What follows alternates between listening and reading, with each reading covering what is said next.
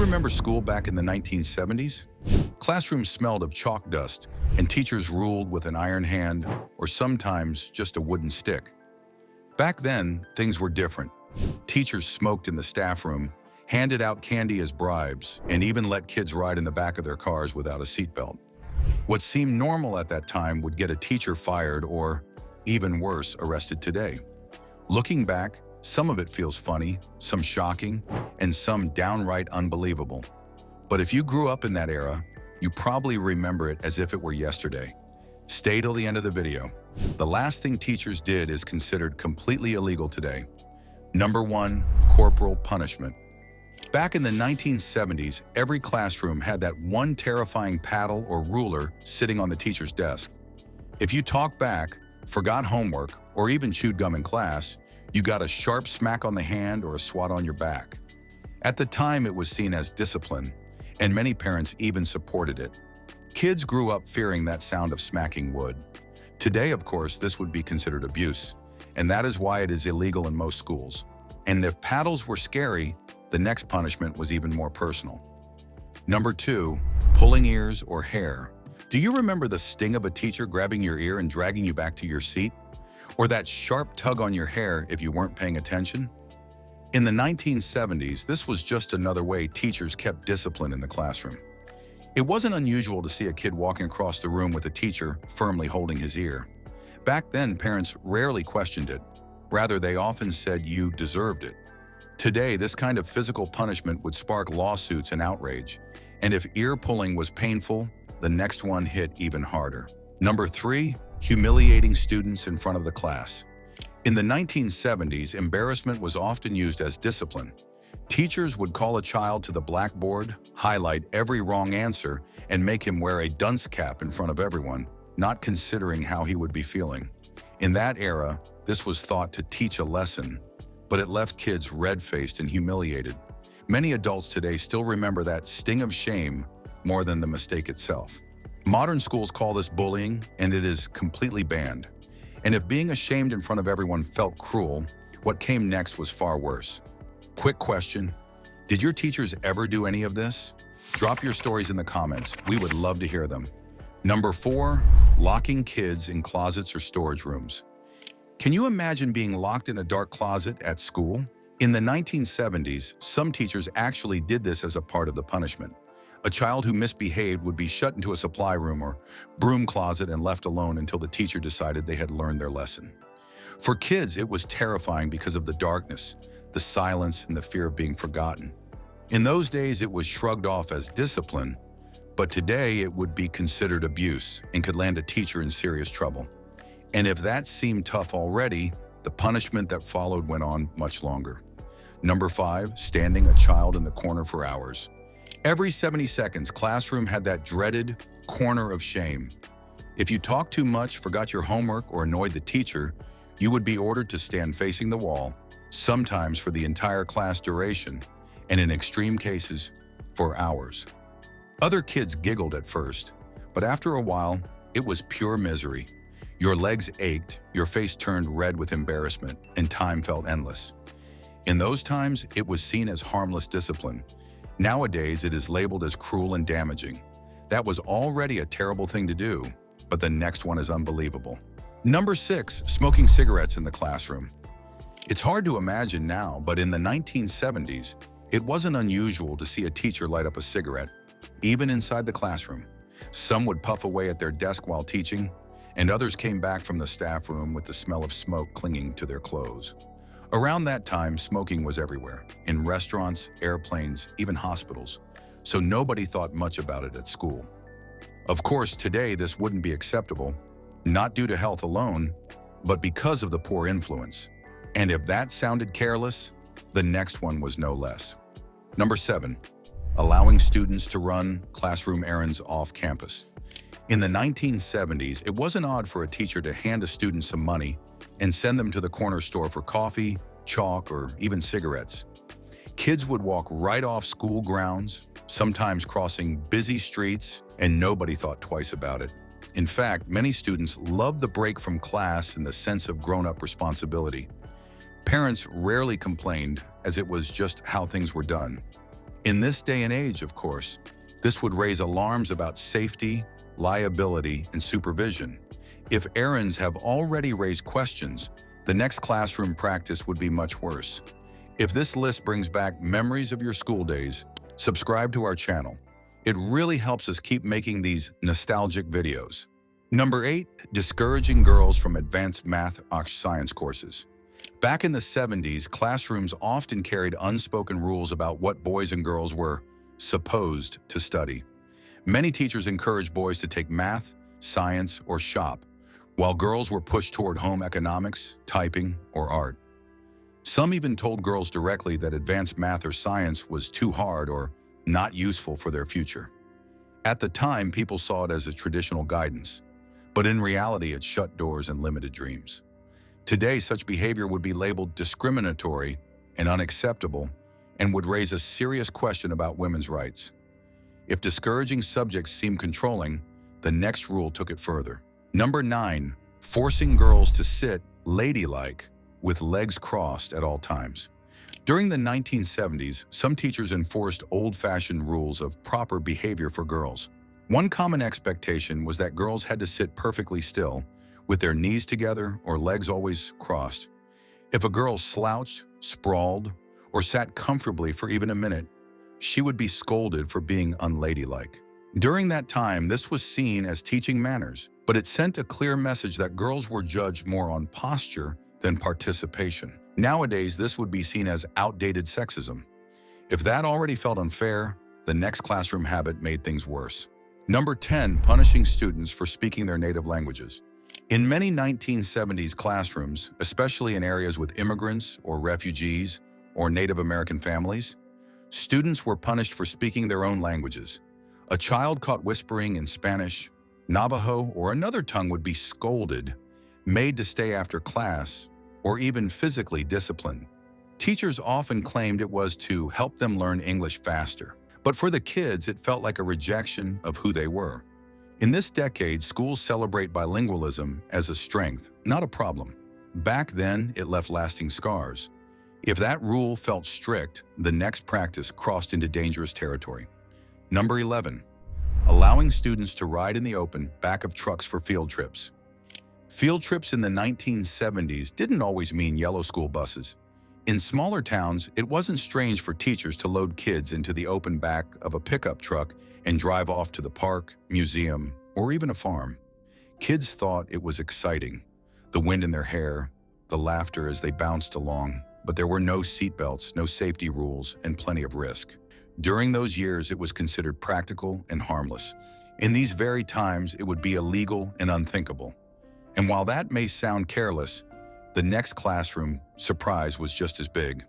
Number 12, showing R-rated movies in class without parental permission. In the 1970s, movie days at school could be full of surprises. Some teachers, looking for an easy afternoon, would roll in the big TV cart or film projector and put on whatever movie they had. Sometimes even R-rated films. Violence, swearing, or scenes clearly not meant for kids slipped right into the classroom, and students couldn't believe their luck. Around that time, parents rarely knew about it, and most kids thought it was the best school day ever. As things are now, this would cause outrage and immediate suspension. Such movies were questionable, but the next classroom issue was more personal. Number 13, openly favoring certain students over others. In the 1970s, some teachers didn't even try to hide who their favorite students were. Maybe it was the straight A student, the athlete, or the kid from a well-known family. Those students got more praise, easier treatment, and even special privileges like running errands or extra time on assignments. Meanwhile, others felt ignored or unfairly judged, no matter how hard they tried. At that instance, it was brushed off as just how it is, but for many kids, it stung deeply. Today, this would be flagged as bias and poor teaching practice. And if favoritism hurt students quietly, the next habit embarrassed them in front of everyone. Number 14, reading aloud, failing grades to the whole class. Imagine turning in your test and already feeling ashamed because you know that you haven't done well, only to have the teacher read your grade out loud for everyone to hear. In the 1970s, this was a common practice as teachers thought public embarrassment would motivate kids to study harder. For students, it meant red faces, nervous laughter, and classmates whispering about who failed again. In those distant days, parents often shrugged it off, saying it built character. But for many kids, it left lasting shame instead of inspiration. In this age, this would break privacy laws and school policies. And if exposing grades felt harsh, the next practice cut even deeper. Number 15, sharing students' personal or family issues with others. In the 1970s, some teachers never thought twice before discussing a child's personal life openly. If a parent struggled with money, drinking, or divorce, the teacher would mention it in class or gossip about it in the teacher's lounge, where students overheard. Kids often felt exposed, embarrassed, or singled out for things completely out of their control. In that age, there were few rules about privacy, and many saw it as harmless chatter. In today's era, it would be a serious violation of confidentiality and trust. Did that feel invasive enough? Wait till you hear about the classroom rule that crossed every privacy boundary there is. Number 16, physically searching students' bags and pockets without consent. Back in the 1970s, if a teacher suspected you had gum, a note, or something you shouldn't have, they would simply dig through your desk, backpack, or even your pockets right in front of everyone. Students had little say, and privacy wasn't really considered a thing. Some kids got embarrassed, while others felt singled out or accused of things they hadn't done.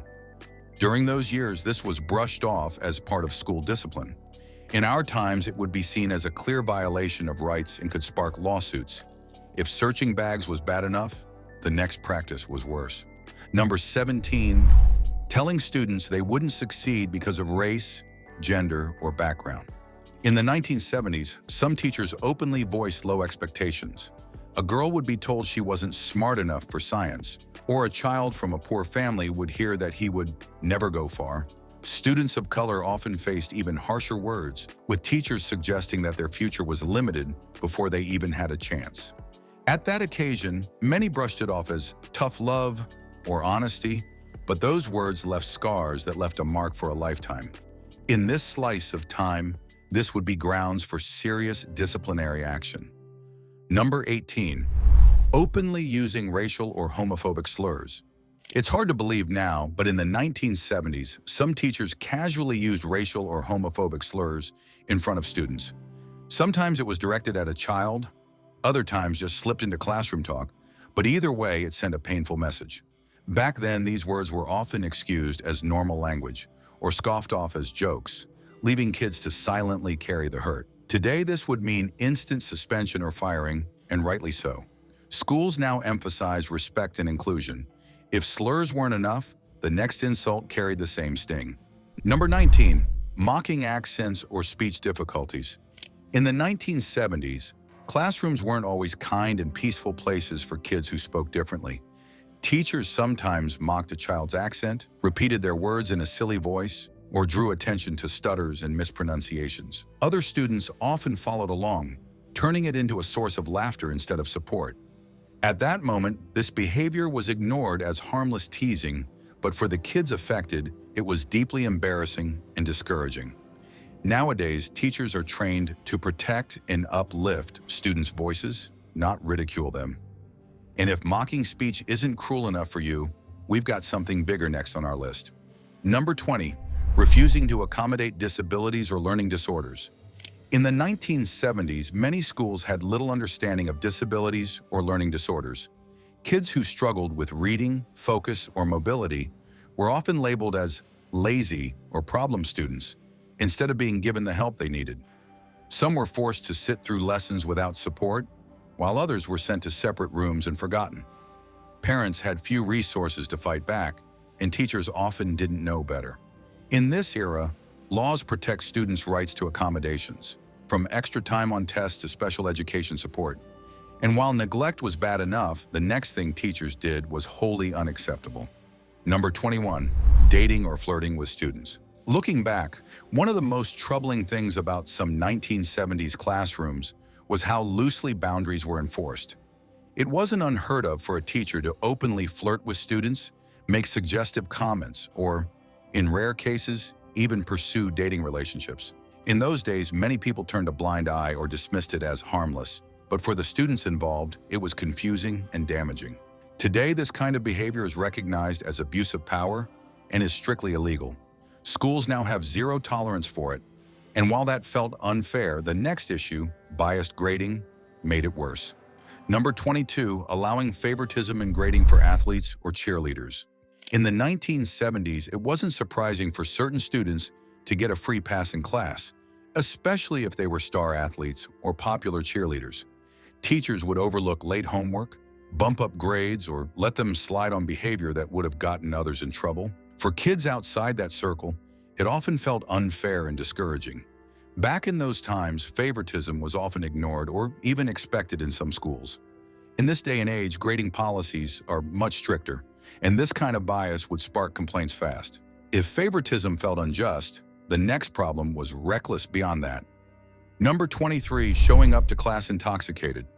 Believe it or not, in the 1970s, there were cases of teachers arriving at the class smelling of alcohol, or in some instances, clearly mellow. Some had long lunches that included more than food, while others battled problems quietly that spilled into the classroom. Students often noticed the slurred speech, the glassy eyes, and the unusual behavior, but most never spoke up. In that past era, the schools had fewer rules and less oversight, so it sometimes slipped by. In modern times, this would lead to immediate suspension and serious consequences. If that sounds troubling, the next problem was one that kids felt the hardest. Number 24, denying lunch to students who couldn't pay on the spot. In the 1970s, if students forgot their lunch money, many teachers simply turned them away at the cafeteria line. These kids had to watch their classmates eat while they sat hungry and embarrassed. They had to get through the rest of the day on an empty stomach. At that point, it was seen as teaching responsibility. But for children, it often felt cruel and punishing. Parents didn't always find out, and kids sometimes pretended they weren't hungry to hide the shame. Nowadays, schools are required to provide meals regardless. And while that seemed harsh, the next was harder to take. Number 25, allowing physical hazing during sports team tryouts or clubs. In the 1970s, hazing was often treated as just part of the tradition. New members of sports teams or clubs would be forced to do push-ups until they dropped, run laps while others laughed, or even endure rough pranks and humiliating dares. Teachers and coaches sometimes turned a blind eye to it, believing it built toughness or team spirit. Though for the kids on the receiving end, it was painful, frightening, and degrading. Today, hazing is banned in schools and can even carry legal consequences. It's one more reminder of how different classrooms and playgrounds were back then compared to now. From paddles and punishments to smoking in class and even hazing, teachers in the 1970s did things that feel almost unbelievable today. Some of it was meant to teach discipline. Some came from old traditions, and some crossed lines that should never have been crossed. Looking back, it shows just how much schools and societies have changed in a few decades. But for those who grew up in that era, the memories are still vivid, whether shocking, funny, or even a little painful. Which of these classroom moments do you remember most? Share your stories in the comments. We'd love to hear them. Also, like this video and subscribe to our channel for more exciting 70s content.